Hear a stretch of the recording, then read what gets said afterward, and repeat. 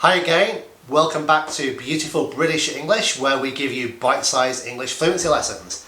And today's lesson is all about using conditionals, the first, the second and the third conditionals.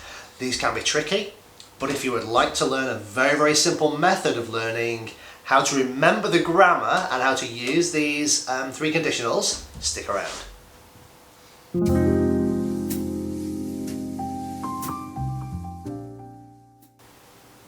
Welcome back. So today we're looking at the three main conditional tenses in the English language. The first condition, the second condition and the third condition.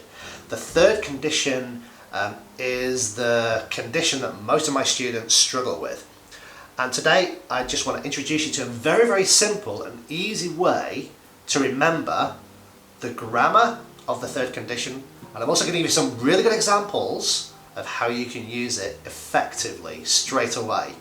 This is especially important for any of you guys who are studying for an English exam. IELTS, TOEFL, Cambridge, whatever. One of the things that you should be doing in your English exam is demonstrating your use of conditions in your speaking and your writing. Okay, so let's take a look.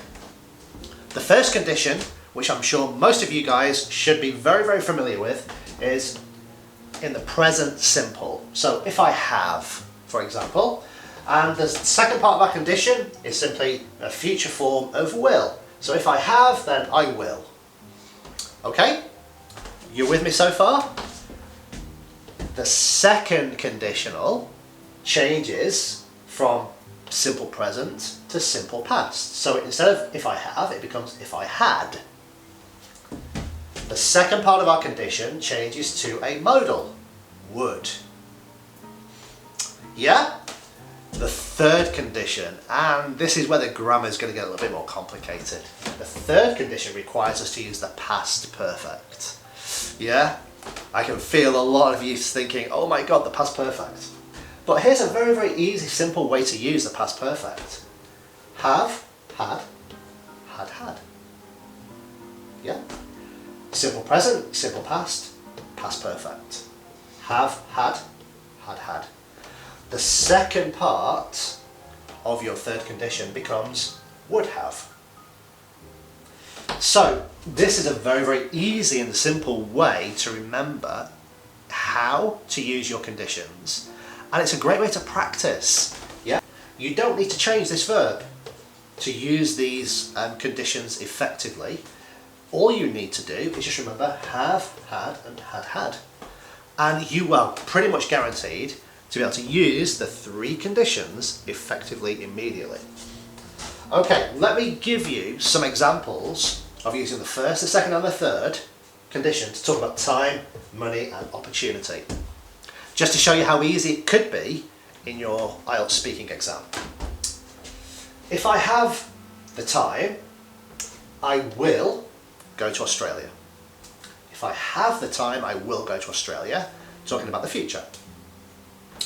If I had the time, I would go to Australia. If I had the time, I would go to Australia. Yeah, simple past. The third condition, again, this is where a lot of people think it's really scary and tricky.